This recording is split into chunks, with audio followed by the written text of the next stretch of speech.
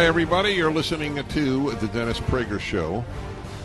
I have on the line Michael Knowles. He is host of the Michael Knowles Show podcast, and he is a best-selling author and teaches the latest PragerU video, What is the Alt-Right?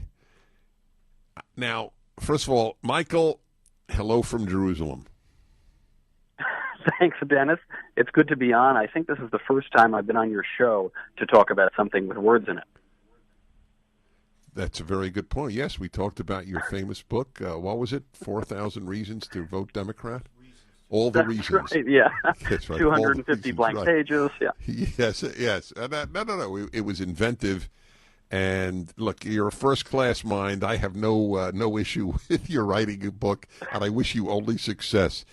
So Michael Knowles, this good-looking young man, does the latest video. By the way, do you consider that harassing or demeaning to you by calling you good-looking? Is that do you feel that I've reduced you to an object? I'm writing an email to HR. I am traumatized by this. If only you were a 93-year-old wheelchair-bound president, would I be more traumatized by that harassment? Okay. No, I thought I'd get a proper response from you. So Michael Knowles gives the latest PragerU video, What is the Alt-Right? And this obviously is extremely serious stuff. So let me begin. Let me tell all of you, my listeners, and I want you to react to this, Michael, and I want you to react to it with total honesty. I don't care if I look even a little silly. It doesn't matter to me. I never heard of the alt-right prior to the election of our president, President Trump. I never heard the term. So tell me this, since you are an expert, and I'm not joking, you are an expert on the alt-right. So explain to me, either I was out of it, which is very possible. I don't claim to be on top of every social movement in the country, or something else is playing here. What is going on? Which one is it? You're absolutely right, Dennis. The only way to have known about this very small group of people is to have been down the wormhole on the internet.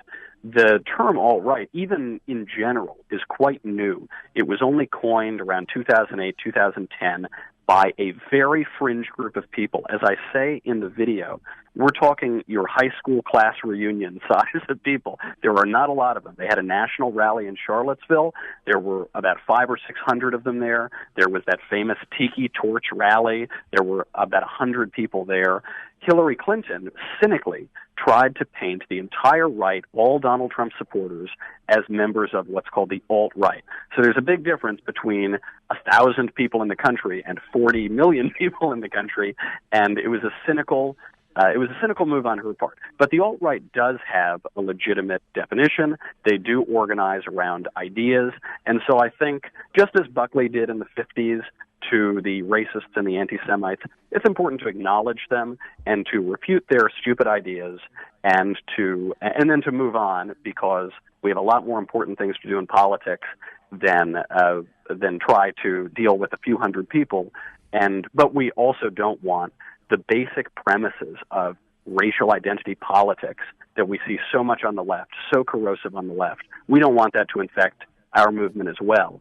So when they present an alt-right, and the alt stands for alternative, so when they present an alternative to traditional American conservatism, I think we should swat them away and expose their views, and then move on to make America great again. Right. And we're going to talk about that, and your very important, unbelievably important point that alt-right means an alternative to the right. So it isn't the right, but by their own definition, they're an alternative. And this you have to see. It's in the latest video at Prager University. But I'm going to come back as soon as we get back from the break. I want to get back to, why did I never hear of it prior to President Trump's election? Either he brought them to the fore, or the opponents of the president brought them to the fore. Which one is it? All right, we'll be back momentarily.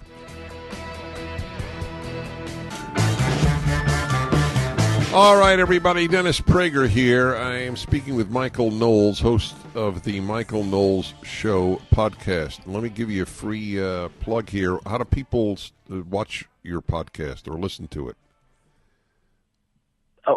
So we have, it's a relatively new podcast. Thank you for the plug. But I think we've got about 150,000 daily listens and views.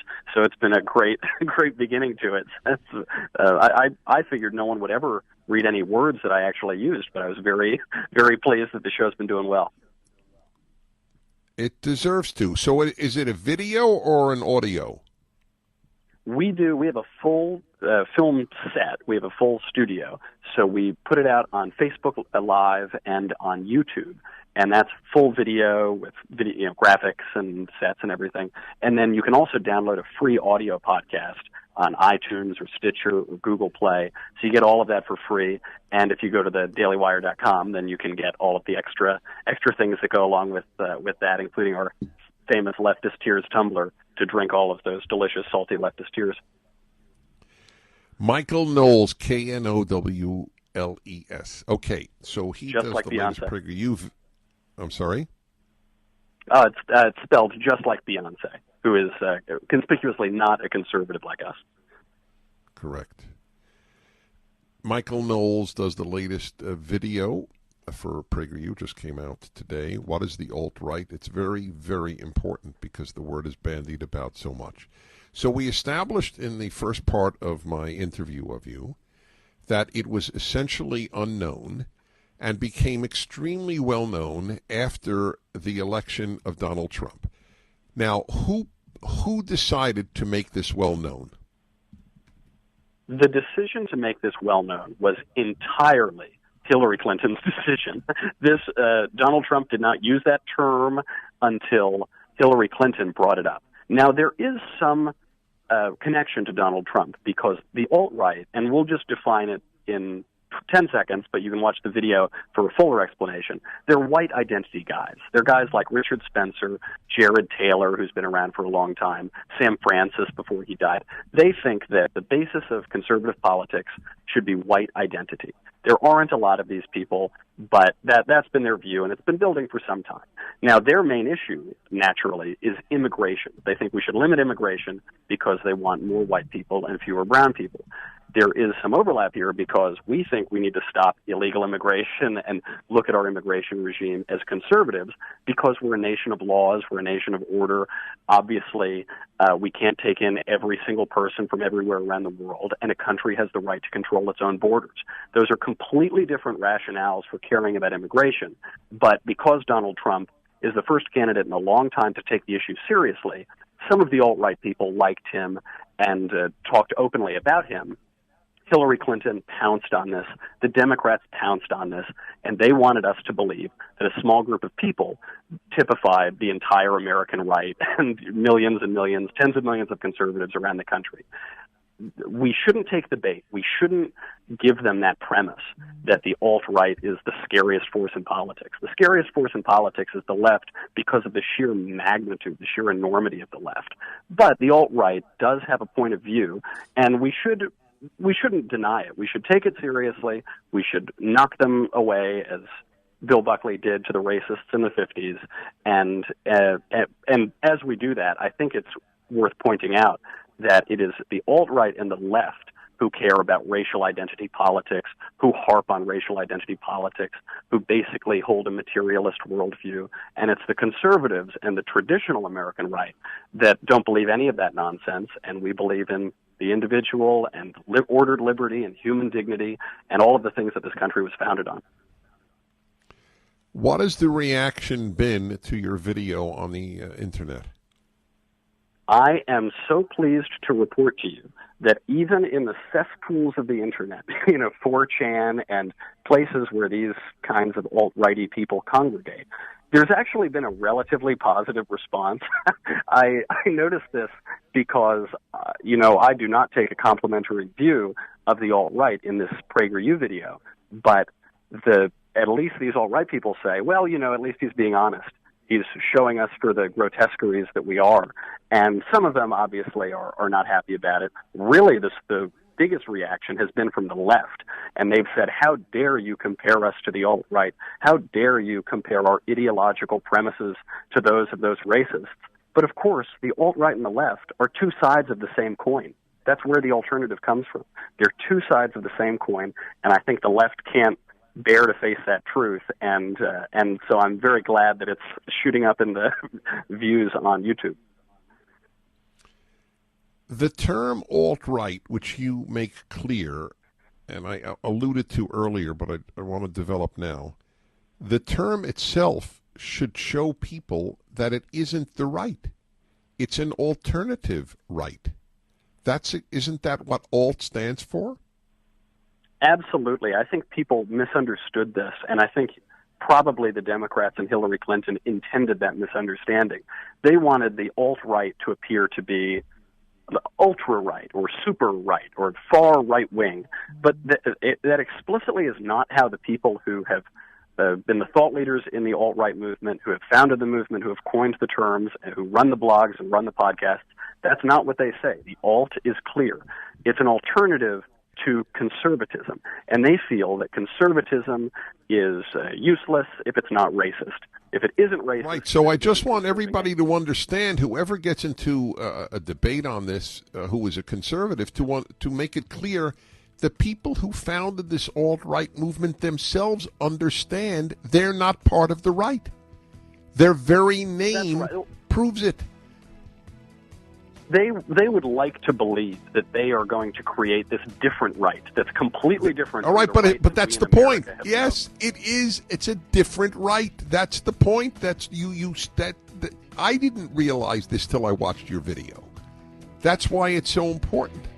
But the second you said it, it made perfect sense to me. In that regard, there really is no alt-left. You don't need an alt-left. The left is bad in and of itself. I'll be back in a moment. Michael Knowles, my guest. Here's the latest video at PragerU.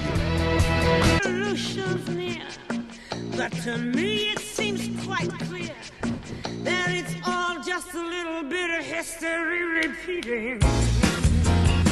Hi, everybody.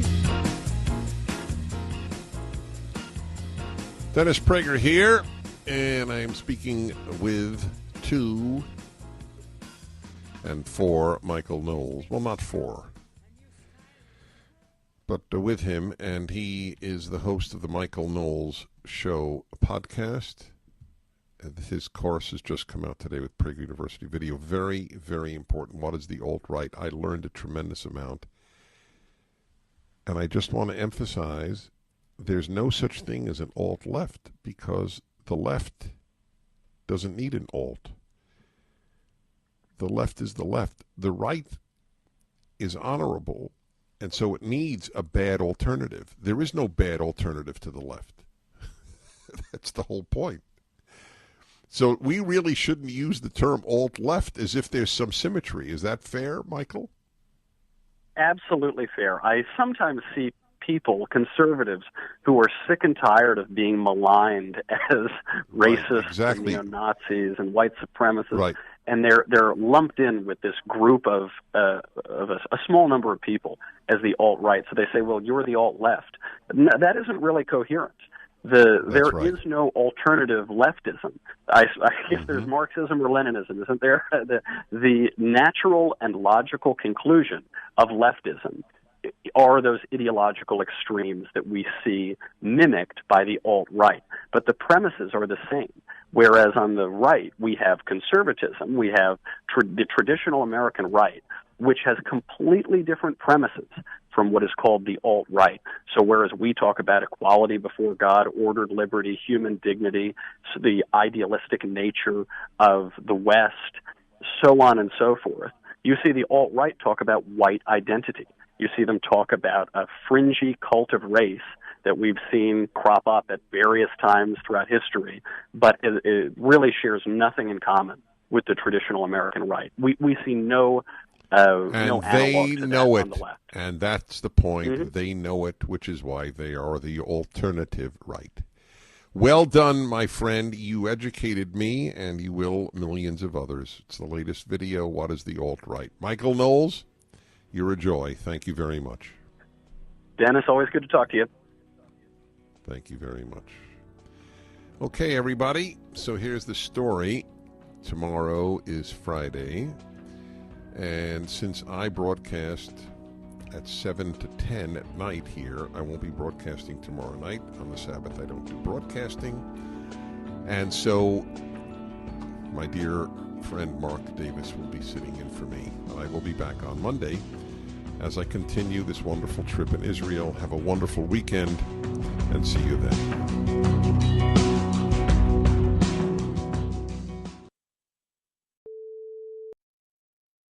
What is the alt-right? Everybody has an opinion about it, but nobody seems to know exactly what it is. So I took it upon myself to find out. I took a deep dive into alt-right culture. I read their books, listened to their podcasts, watched their videos, followed their blogs, and spoke personally to their leaders. Here's what I learned. First, they're really small, like your high school reunion small. That big national alt-right gathering in Charlottesville in August 2017, yeah, that attracted all of about 600 people, and that's on the high end of estimates. And that infamous torch rally on the evening of August 11th, there were maybe 100 tiki torch carriers. But however small it is, the alt-right does have a belief system, a worldview. It's right there in their name. The alt in alt-right means alternative. The alt-right is an alternative to American conservatism. So it's no surprise then that the alt-right has far more in common with the left, another alternative to conservatism, than it does with the traditional American right. Let me try to untangle this. Both the left and the alt-right are obsessed with race and identity politics, the belief that a person's value is linked to their racial heritage. The left wants special status for racial and ethnic minorities. The alt-right wants special status for the racial and ethnic majority. Since America, according to the alt-right, was founded by white Europeans and was built by white Europeans, it should belong to white Europeans. America's success, in their view, is a product of race and geography, or, as the alt-right likes to put it, of blood and soil. So, in the alt-right's view, the moral ideals of the American founders, like all men are created equal, are naive and misguided. The man who coined the term alt-right is a white nationalist named Richard Spencer, who runs AlternativeRight.com, as well as the National Policy Institute, the self-described think tank of the alt-right. According to Spencer, the movement is dedicated to the heritage, identity, and future of people of European descent in the United States. Jared Taylor, the editor of the white identity website American Renaissance, holds that any attempt to create a society in which race can be made not to matter will fail. Other alt-right leaders include Sam Francis, the late syndicated columnist and forefather of the movement, who famously called for a white racial consciousness; Theodore Beale, the blogger known as Vox Day, who in his manifesto, What is the Alt-Right, cites the white nationalist motto, "We must secure the existence of our people and a future for white children"; and Paul Ramsey, a white nationalist who produced and starred in a video entitled, "Is It Wrong Not to Feel Sad About the Holocaust?" Another area of agreement between the alt-right and the left is that both ultimately reject God. The alt-right admires Christendom for uniting the European continent, but rejects Christianity for its offer of salvation to all people, irrespective of race. The movement's favorite philosopher, just like the Nazis of yesteryear, is Friedrich Nietzsche, who famously claimed God is dead. Spencer himself is an avowed atheist who, like leftists since Karl Marx, longs for a new ideology as robust and binding as Christianity to replace traditional religion.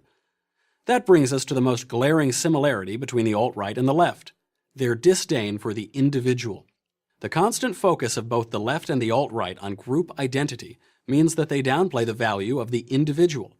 This stands in stark opposition to the fundamental American value, which conservatives have long championed, that places the individual, not the collective, at the center of society. The pioneer spirit, entrepreneurial drive, the acceptance of personal responsibility. These are uniquely American ideas, uniquely conservative ideas, but they mean little, if anything, to the alternatives to conservatism, the left and the alt-right. Put simply, the alt-right has three core beliefs: the promotion of white identity politics, the rejection of God, and the subordination of the individual to the collective. In other words, the alt-right has nothing in common with conservatism, and is in fact much closer to leftism. except, of course, that the left is much, much larger. I'm Michael Knowles, host of The Michael Knowles Show for Prager University. Thank you for watching this video. Please consider supporting PragerU. With your help, PragerU can reach even more people.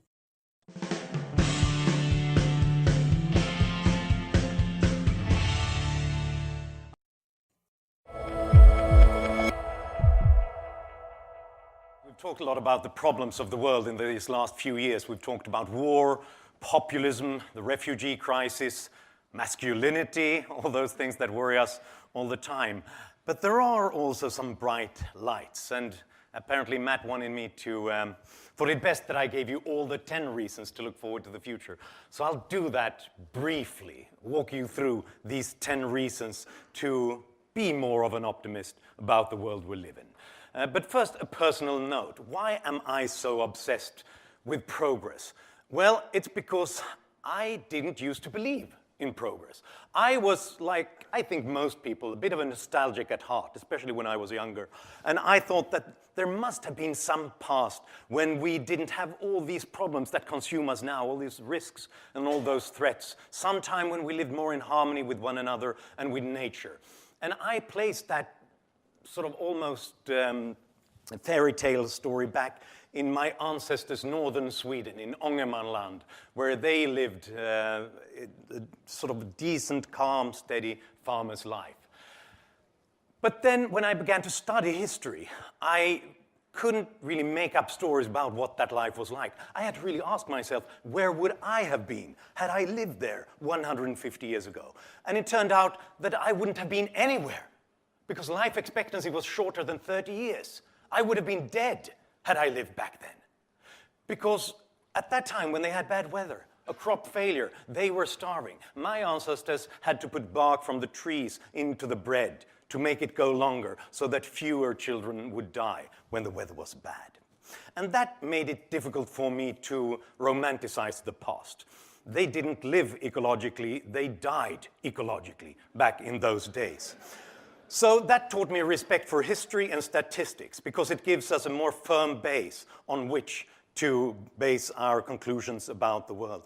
And I think that it's impossible not to be an optimist if you're an historian, at least in the long run. There will always be diversions, distractions, periods with backlashes and severe problems, but the long-term trends, that arc of history bends towards progress. Especially in these last 200 years, extraordinary 200 years, because until then, nothing much had happened when it came to people's living standards.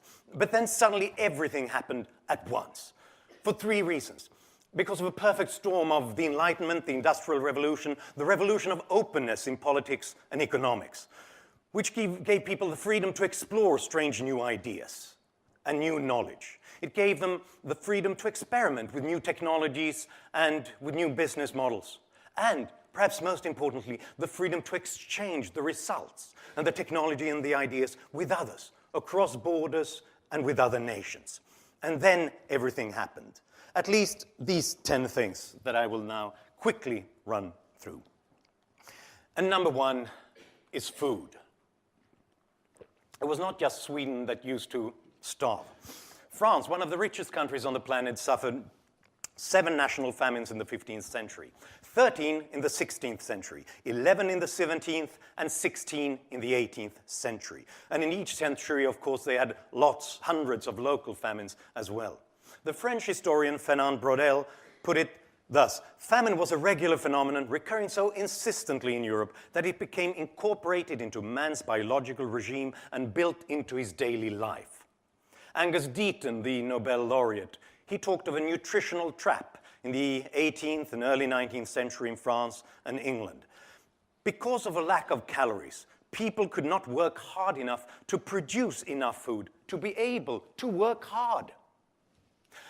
But then suddenly, in these last 100 years, we got more food trade across borders and across regions. We got plant science, so better high-yielding crops. And we got artificial artificial fertilizer so that we can suddenly boost yields. And then Norman Borlaug, the agronomist from Iowa, he turned this into a global green revolution by going to Mexico, to India, to Pakistan, and boost yields with these modern agricultural technologies. And they also created some problems, environmental problems and other things, but most of all, they saved millions and millions of lives. He goes down into history, Borlaug, as the person who probably saved more lives than anybody else. And since 1950, we've seen a revolution in food consumption. It used to be that every second person in the world lived in chronic undernourishment. Today, it's around every 10th person. But food is not enough to sustain life. You also need a safe way of dealing with refuse and waste, without which life is just as miserable and probably as short. So we go to number 2, sanitation. Sanitation and water.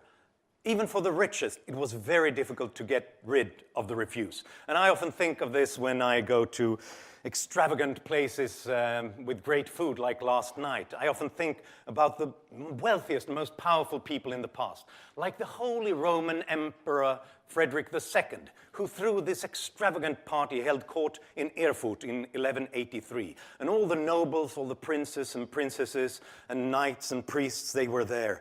But while the guests were eating the best food on the planet, the floor of the great hall began to sink, and many noble guests fell into the cesspit beneath, and many nobles died by drowning in the slurry that night.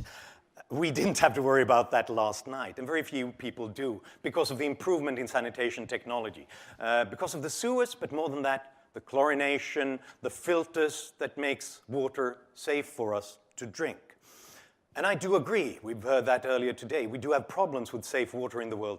But at least over these last 30 years, we've given another 285,000 people access to safe water every day. That's pretty a remarkable achievement. And this food, this sanitation, gives us a longer life. Number 3, life expectancy. And of course, antibiotics and better medicine. I recently read 2 news items side by side, which gave me this sense that we've come a pretty long way. The first one was about Wolfgang Amadeus Mozart. It turned out that some researchers think that he probably died from a sore throat. That's what you died from, even if you were the best composer of the day. The other story was about a successful brain surgery where they had removed a brain tumor and the patient was now recovering. The patient was a goldfish. So the goldfishes of today get better treatment than the composers 200 years ago. And that's one of the reasons why in 1800 there was not a single country on the planet where life expectancy was longer than 40 years. Not even the richest ones. Today, there's not a single country where life expectancy is shorter than 40 years, not even the poorest ones. And in the leading country, the one that holds the longest life expectancy has increased by 3 months every year over the last 150 years. With longer lives and smaller families, because that's what we get when we can see that our children survive, we also improve literacy. Number 4. 200 years ago, only 12% of the world population could read and write. Today, around 12%, just around 12%, can't read and write. And most of that has happened since the 1950s.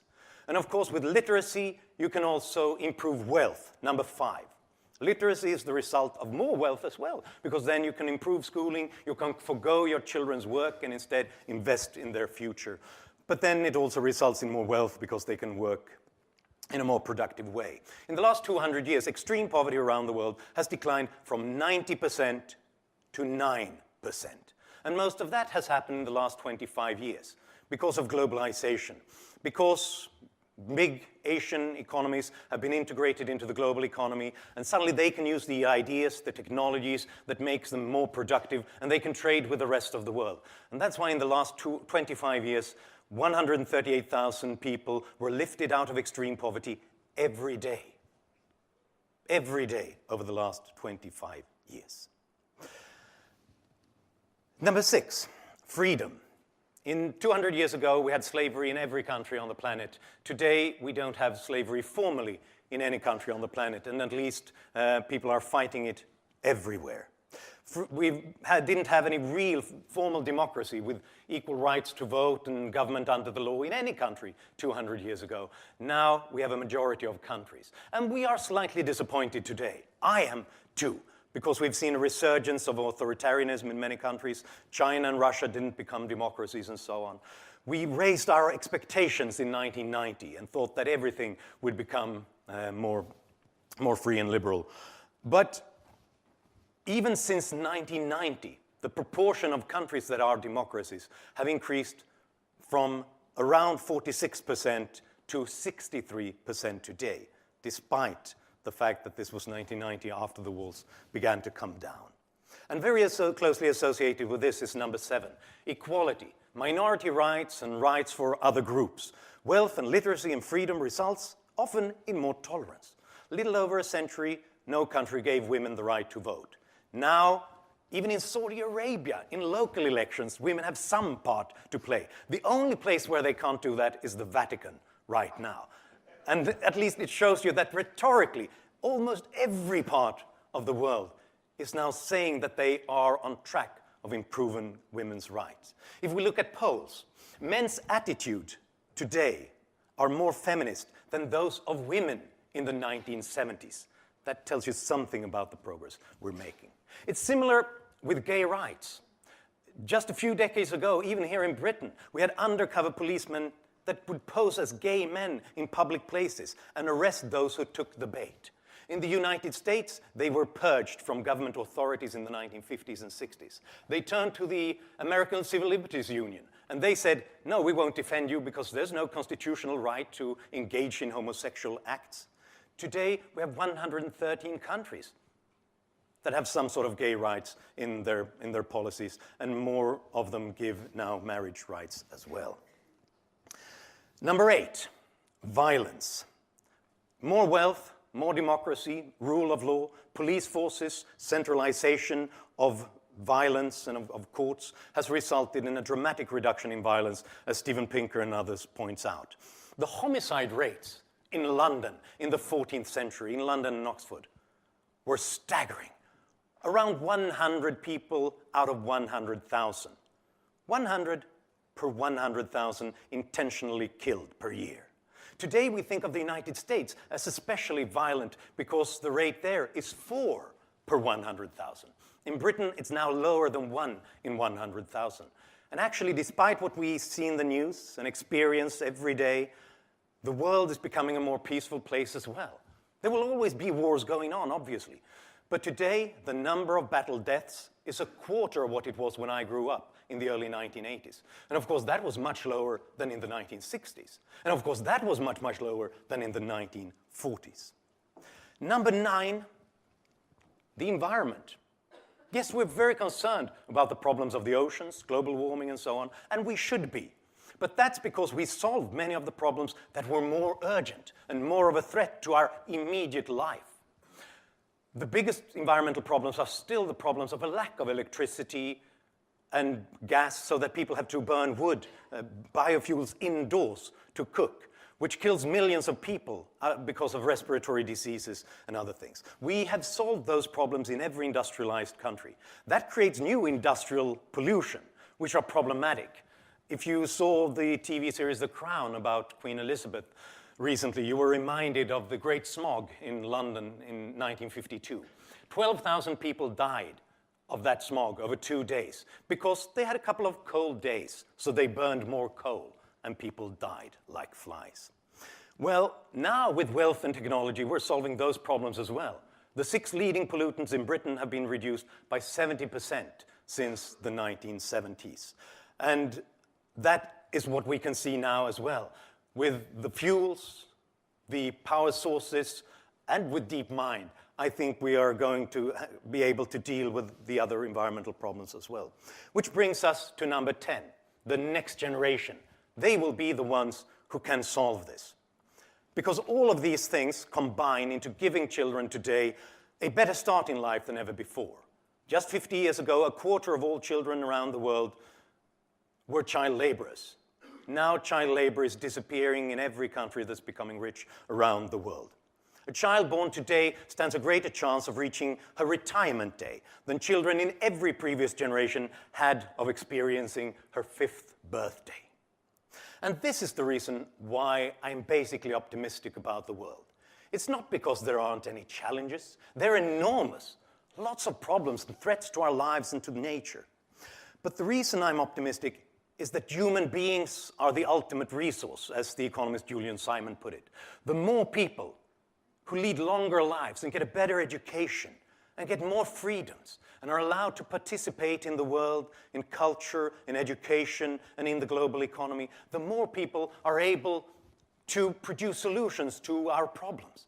Human beings, as Julian Simon put it, they're the ultimate resource, and it's a renewable resource. They can renew. The brain can actually be produced by low-skilled labor on an industrial scale.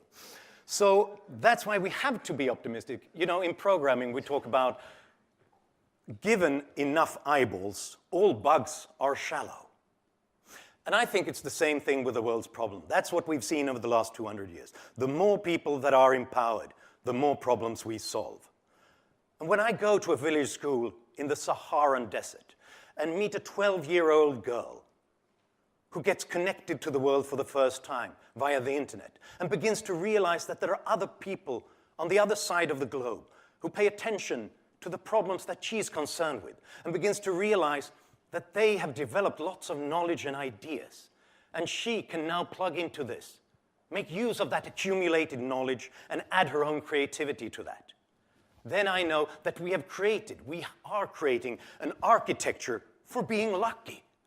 I don't know how we'll solve the problems of the world, but I know that if we give more 12-year-old girls in the Saharan desert the opportunity to use that knowledge and add her creativity to the mix, we increase our chances of being lucky. So these are the good old days. But with so many silver linings, there's got to be a dark cloud somewhere there, right? And there is. And one of the problems is that no one believes this when I tell them this. No, really. I recently produced a chart of some of these things, some of these trends over the last 25 years. Chronic undernourishment, illiteracy, child mortality, and extreme poverty. How they had all declined by half in 25 years. The world had never seen anything like that. One of the first things that happened was that a woman retweeted me with her own caption. She wrote, "This is a sad, sad graph that proves my sense that we are going to hell in a handcart." Because she had read the graph upside down. And she thought that all those things had been doubled in the last 25 years. And she's not alone in doing this. When you ask the British, so is the world on the whole improving or not? 5% says that the world is improving on the whole. Americans are much more optimistic, of course. 6% think that the world is improving there. So actually more people think that the moon landing was fake than believe in progress. And this is partly because they have not seen these trends. Only 10% of the British know that poverty decreased over the last 30 years. 60% thought that it increased. A university education gives you a bit more knowledge. 12% of those with a university education thought that poverty had decreased over this time. I asked this woman who retweeted me, why did you assume that all those problems of the world increased to that extent? She said, this was not out of ignorance. I pay close attention to the news, so I can see that there are wars, famine, and poverty every day. And that I can sympathize with. I wake up every morning and think that the world is falling apart, because that's what I tune into on my cell phone every day. That's the news I get. And we know that's how the media works. If it bleeds, it leads. And that's probably because of our evolutionary predisposition. We have to be problem solvers, we have to be problem seekers. It was the ancestors who were worried, who probably solved a lot of problems, and then they passed on their genes onto us, but therefore also their stress hormones onto us. So we are a worried bunch of people. But the problem is that we then get this sense that these problems are increasing even though they don't. The homicide rate is declining. But we now have global media and social media, so there will always be a serial killer on the loose somewhere. And then that will top the news cycle in every country, and then we will think that this is the everyday experience of most people. But human tragedy is not new. The cell phone camera is. The risk is that if we think that the world is falling apart. It's dangerous. It's impossible to be a historian without being an optimist, but it's also impossible to be a historian without being a bit of a cynic, because mankind has developed these amazing abilities to cooperate, but unfortunately, we develop them to be able to kill others in a better way. That's our evolutionary heritage. So it's very easy for us to get this sense of a threat and then to combine against the common enemy. It's a kind of a fight or flight instinct that's triggered when we feel a certain threat. When we think that the world is falling apart, a kind of an authoritarian disposition is triggered, social psychologists tell us. Generally, as Jonathan Haidt, the social psychologist, has explained, in case of a threat, we get this sense, it's like we press a button. And if we then have populist politicians who are eager to exploit this sense that we're drowning in bad news, the world is on fire, they know exactly that they can get that power if they give us the sense that everything is on fire.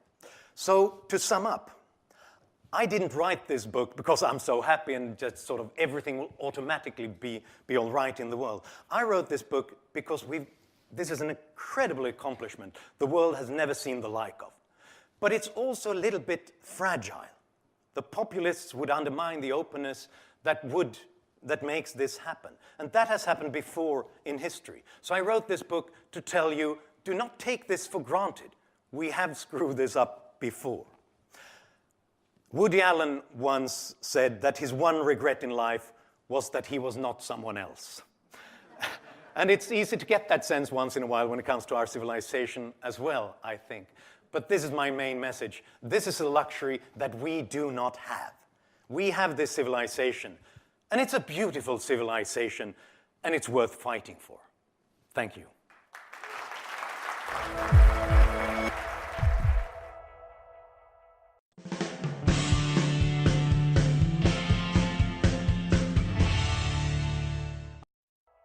The left is attempting a kill shot at Christopher Columbus. But I love Christopher Columbus, and I love Columbus Day. I once had my own float in the Columbus Day Parade, but that's a bizarre story for another time. We will be dedicating the entire show today to debunking the left's anti-history and figuring out who Christopher Columbus really was and what he really means. I'm Michael Knowles. This is The Michael Knowles Show.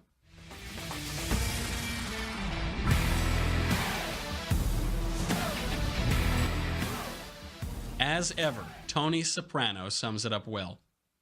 That is just one person's opinion, Anthony. What, football again? He's not going to get hurt. He's a tough kid. Oh, Jesus. We're having a discussion about Christopher Columbus. They would make fine servants. With 50 men, we could subjugate them. Subjugate? And make them do whatever we want. That doesn't sound like a slave trader to you? George Washington had slaves, the father of our country. Well, what's your point? His history teacher, Mr. Cushman, is teaching your son that if Columbus was alive today, he would go on trial for crimes against humanity like Milosevic and, Europe. Your teacher said that. It's not just my teacher. It's the truth. It's in my history book. So you finally read a book and it... Tony. Look, you had to walk in Columbus's shoes to see what he went through. People thought the world was flat, for crying out loud. Then he lands on an island with a bunch of naked savages on it. I mean, that took a lot of guts. You remember when we went to Florida, the heat, and those bugs? Well, like it took guts to murder people and put them in chains. He was a victim of his time. Who cares? It's what he did. He discovered America is what he did. He was a brave Italian explorer. And in this house, Christopher Columbus is a hero. End of story. You tell him, Tony. Basically sums up exactly what I think. In that clip, Anthony Jr. is reading Howard Zinn's Nonsense of People's History of the United States. Nothing so typifies the American left's present wave of statue-toppling, anti-historical hysteria as its war against Christopher Columbus.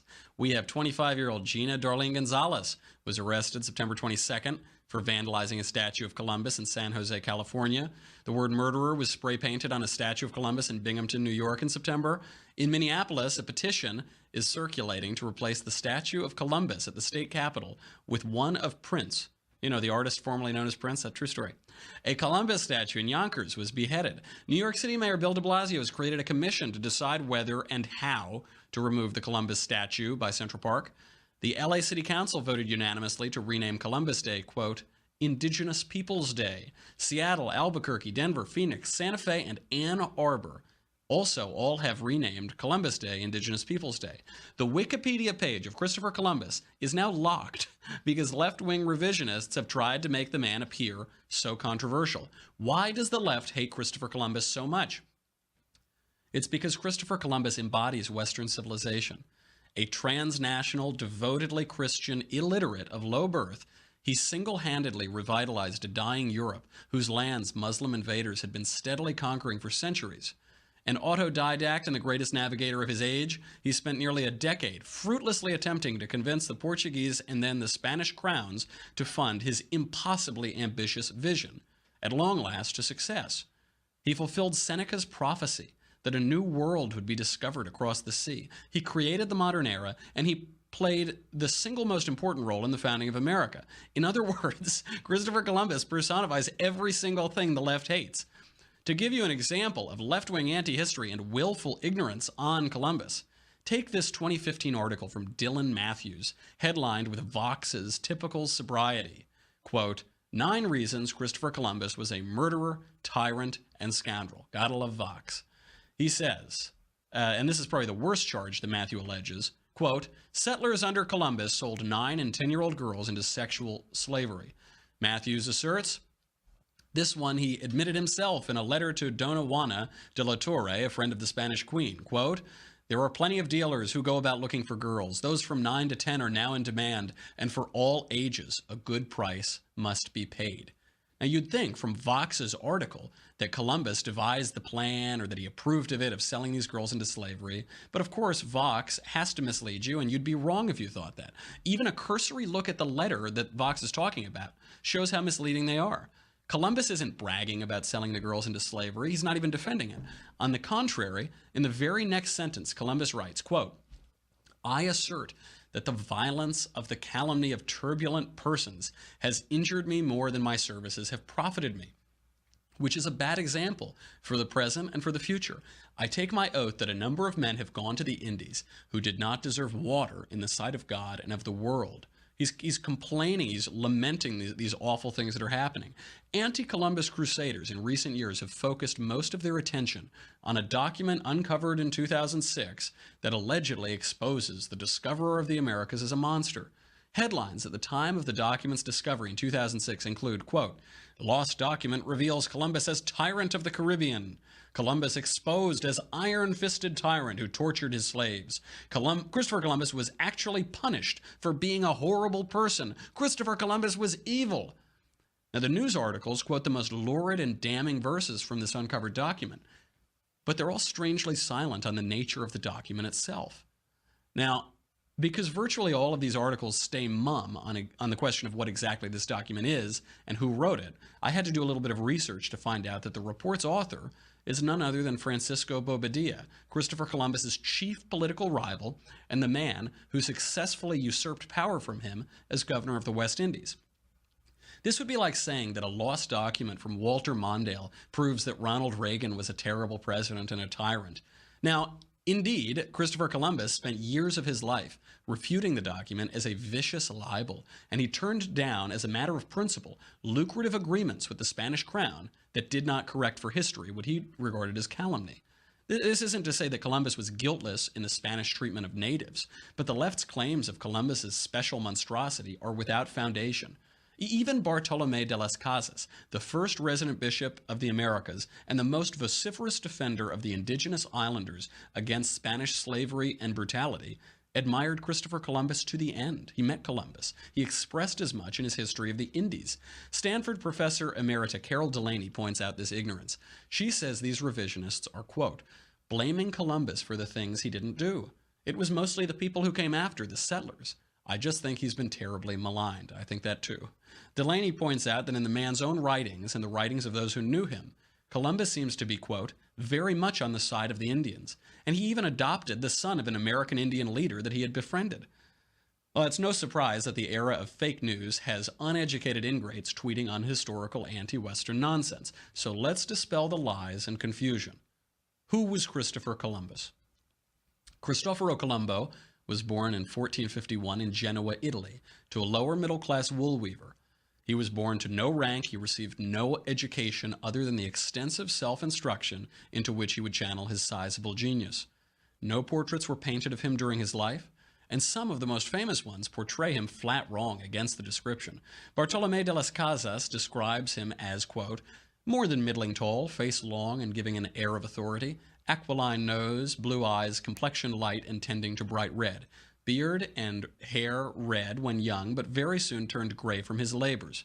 He was affable and cheerful in speaking. He was sober and moderate in eating, drinking, clothing, and footwear.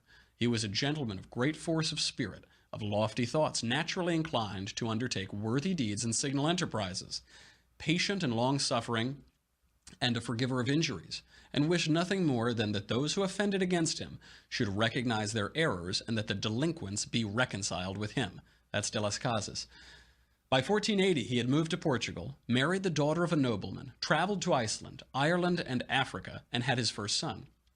He educated himself and made his first pitch to sail westward across the ocean to the Orient. The Portuguese crown rejected the proposal, so he traveled to Spain with his 5-year-old son. By then a widower and in debt, particularly from the costs of burying his wife, Dona Felipa, in a manner befitting her noble rank, Columbus quickly left for Spain to pitch Queen Isabella on his vision to discover a new passage to the Indies. He spent 5 years combing the geographical texts of Marco Polo, Pliny, Pierre Dailly, and others to make his case before a royal committee.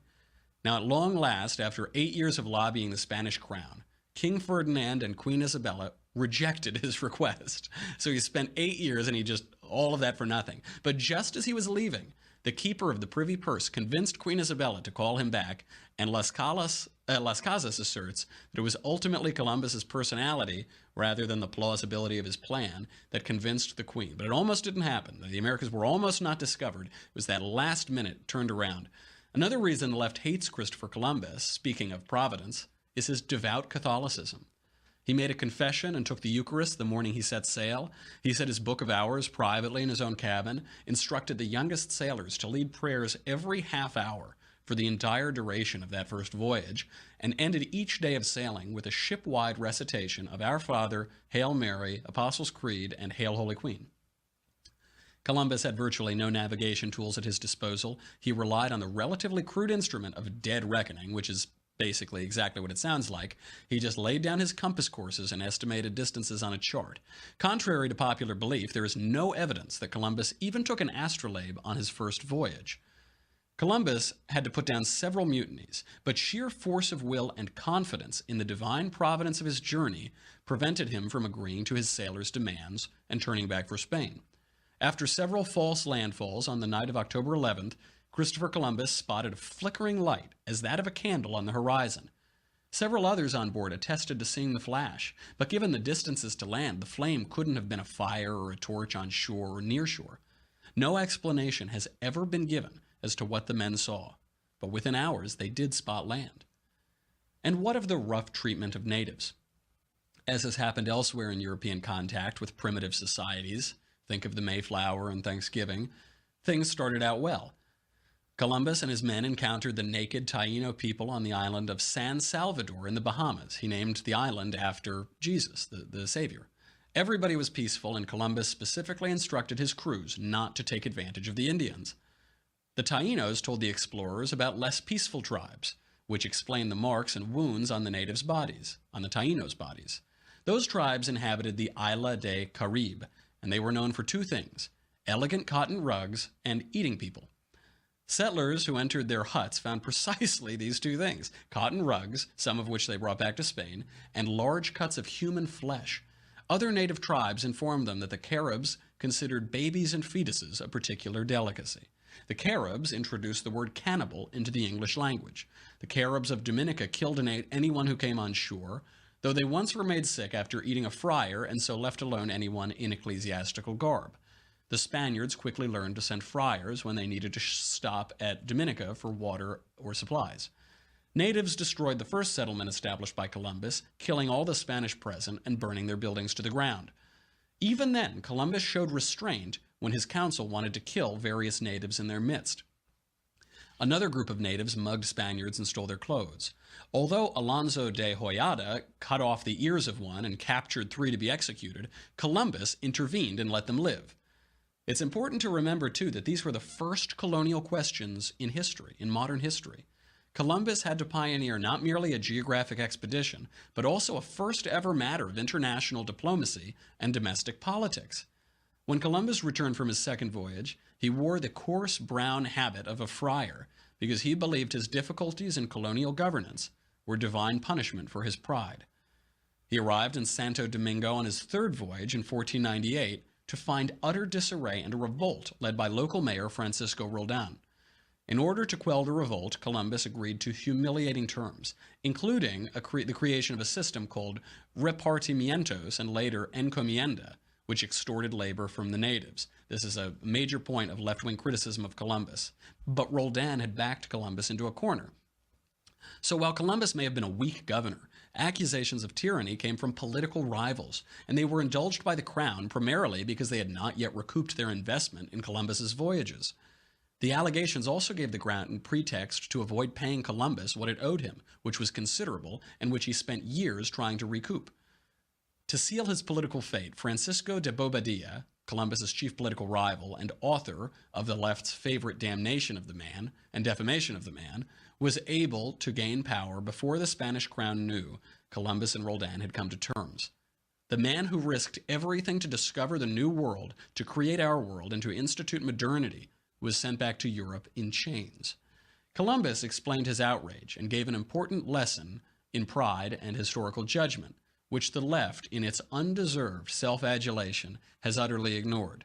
He wrote, "They judged me there as a governor who had gone to Sicily or to a city or town under a regular government, where the laws can be observed in toto without fear of losing all. And I am suffering grave injury.